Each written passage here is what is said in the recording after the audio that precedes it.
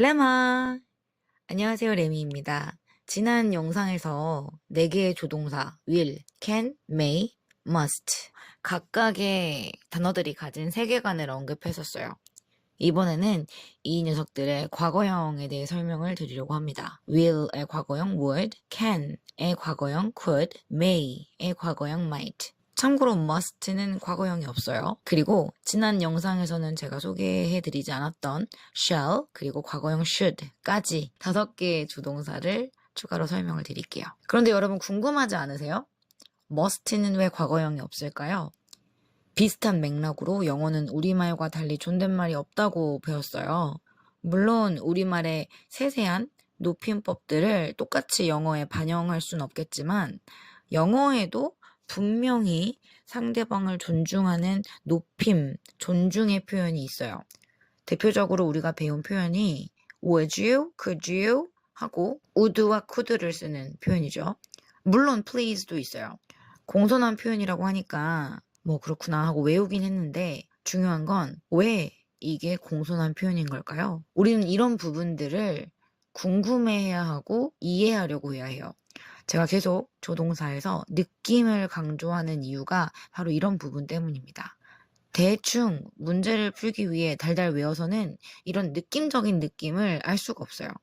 would, could, should, might가 will, can, shall, may의 과거형으로만 쓰인다면 이게 참 좋을 텐데 그렇지가 않다는 게 정말 미치고 팔짝 뛸 일이거든요.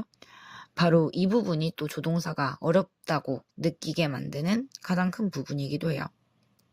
용법으로 비비 꽈서 시험 문제로 만들어낼 수 있는 부분이기 때문이죠. 지금부터 would, could, should, might는 과거형이다 라는 걸 머릿속에서 지우세요. 물론 과거형이긴 한데 그건 모양만 똑같은 다른 애라고 생각하셔야 돼요. 마치 눈과 눈, 밤과 밤, 배와 배처럼 모양도 발음도 똑같지만 뜻은 다른 동음이의어라고 생각하시면 됩니다. 어쨌든 진짜로 과거로 쓰이는 경우도 있으니까 복습 겸 해서 지난 영상에서 짚고 넘어간 조동사 4개랑 함께 과거로 쓰이는 경우들 체크하고 넘어가 보도록 할게요. I study English. 나 공부해. 사실이에요. 확실한 거죠? I will study English. 나 영어 공부할 거야. 의지와 의도가 들어갑니다. 영어 공부를 하겠다는 의지가 있는 거예요. 그런데 진짜 할지 안 할지는 그때 가봐야 아는 거예요. I can study English. 나 영어 공부할 수 있어. 가능, 능력을 말하죠. 영어 공부 가능하고 그거를 할 수 있는 능력도 된다는 거예요. 그런데 I can't study English 하면 2가지 의미로 해석되는 거 아시죠? 하나는 나는 영어 공부를 할 능력이 안 된다는 거예요. 그리고 하나는 영어 공부가 가능하지 않다는 거예요. 가능하지 않다는 건 단순히 주변이 뭐 시끄럽고 내가 집중이 안 돼서 이런 내부적인 요인도 있겠죠. 외부적으로는 누가 못하게 하는 상황이 있을 수가 있다는 거예요. 내가 하고 싶은 마음이 있는지 없는지가 중요한 게 아니라 영어 공부하면 안 돼 하고 누가 금지해 놓은 거예요. 이런 상황이 있겠냐마는 어쨌든 이렇게 여러 가지로 해석이 가능하다. 이런 느낌들이 다 떠오르셔야 돼요. 그 다음 I may study English. 추측이죠. 긴가민가한 거예요. 내가 영어 공부를 할 뭐 수도 있고 뭐 아닐 수도 있고 I must study English. 나 영어 공부해야 돼. 영어 공부 할 수밖에 없어. 필요해요. 확신을 하는 거죠. 그리고 과거형 가보죠. I would study English. 나 영어 공부 할 거였어. I could study English. 나 영어 공부 할 수 있었어. I might study English. 나 영어 공부 할 수도 있었었어.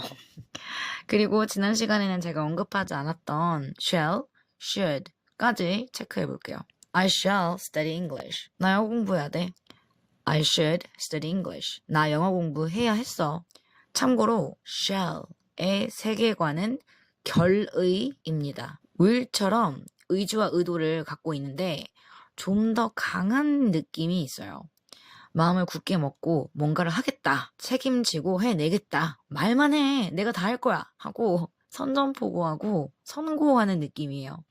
그런데 중요한 건 현대 영어에서는 이 shall을 거의 사용하지 않는다는 거예요. 실제로 shall이 사용된 문장을 떠올리려고 하면 영화 제목이기도 한 Shall we dance? 정도만 떠오르죠. 원래 shall은 will처럼 뭔가 하겠다는 의지와 의도를 드러내기 때문에 보통 미래를 표현하려고 할 때 사용되었어요. 그리고 shall과 will을 꽤 엄격하게 구분을 해서 사용하기도 했거든요. 하지만 언어는 생명력이 있기 때문에 계속 살아남는 언어도 있지만 많이 쓰지 않아서 사라지는 경우도 있어요. 매우 비슷한 의미를 가진 단어 중에 좀 더 선호되는 단어가 있다면 대체가 되는 거고, 단순히 사람들이 정말 잘 사용하지 않기 때문에 사라지는 경우도 있겠죠. 바로 이 shall도 will에 흡수가 되어서 이제는 잘 사용하지 않는 단어가 된 걸로 보시면 돼요. 그래도 살아남은 shall 느낌을 설명하자면 Shall we? Shall I? 하고 직접 제안을 할 때 가끔 쓰이거든요. 그냥 가볍게 이거 할래? 이런 느낌보다는 답정너의 느낌을 가지고 있어요. 답은 정해져 있으니까 너는 대답만 해 라는 거죠. 그래서 Shall we dance?는 너가 춤추려고 했잖아. 그래 나랑 출까? 이런 느낌이에요. 뭐 결의에 차 있는 거죠. 확신에 차 있어요. 춤 안 추면 안 될 것 같은 그런 느낌을 주는 거죠. 내가 물어보고는 있는데 뭐 넌 이걸 하게 될 거야? 내가 그렇게 만들 거거든. 이런 느낌입니다. 이게 바로 shall이에요. 그럼 얘기 나온 김에 왜 must는 과거형이 없을까요? 엄밀히 말하면 과거형이 없는 게 아니라 현재형이 없는 거라고 보시면 돼요. 어원사전에 must를 찾아보면 이렇게 나옵니다. Old English most past tense of moten have to be able to.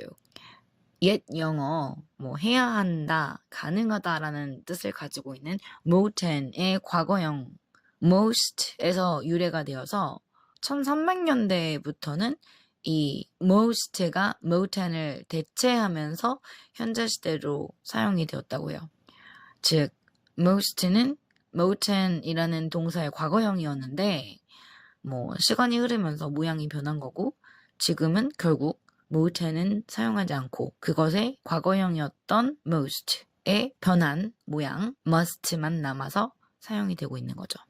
그럼 왜 moten은 사라졌을까요? shall가 마찬가지겠죠. 아까 shall에서 언급했듯이 언어도 살아있는 것처럼 생명력을 갖고 있기 때문에 새로 생겨나기도 하고 사라지기도 합니다. 단어도 신조어가 있는가 하면 더 이상 일반적으로는 사용되지 않아서 사전에만 존재하게 되는 그런 단어도 있고, 아예 사전에조차 사라지게 되는 단어들도 있겠죠. moten이 바로 그런 단어입니다. must의 핵심 세계관은 필요였죠. 강한 추측과 강한 확신을 바탕으로 그럴 수밖에 없어, 그래야 돼 하는 느낌이에요. 그런데 보통 과거형의 단어들이 좀 완곡하고 덜 직선적인, 좀 더 유연한 그런 느낌을 가지고 있거든요. 원래 과거형인 must조차도 이렇게 높은 확신과 막 개연성을 가진 센 표현인데, 이것보다 더 직설적이고 더 단정적인 표현이라면 이건 뭐 듣기만 해도 냉정함이 뚝뚝 떨어지는 단호박의 느낌을 가진 표현이었을 거예요. 그런 moten의 강한 어감을 좀 더 부드럽게 표현을 하기 위해서 그나마 좀 덜 단호하고 덜 직설적인 과거형 most만 쓰였는데, 이게 바로 오늘날의 must니까 결국 must만 남게 된 거죠. 그런데 심지어 이 must도 세죠. 그래서 have to로 돌려 말하고 있어요. 그래서 우리 must와 have to는 같다고 배우잖아요. must와 have to의 차이는 제가 조만간 설명을 드릴게요. 여기서 우리가 집중해야 되는 부분은 뭐냐면 바로 과거형 표현들이 완곡하고 좀 덜 직선적이고 좀 더 유연한 느낌을 가지고 있다는 거예요. 덜 딱딱하고 덜 단호하고 덜 직선적인 느낌. 제가 영상 시작 부분에 드렸던 질문 기억하세요?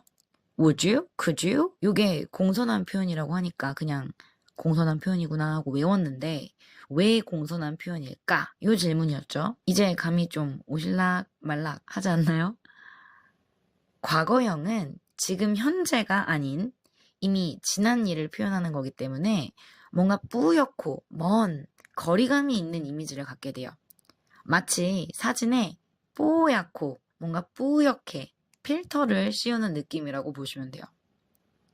그래서 현재형의 단어들이 가지고 있는 그 느낌에서 한 발짝 뒤로 물러난 거리감? 확신과 가능성이 뭔가 뿌옇게 불확실해지는 느낌이 됩니다.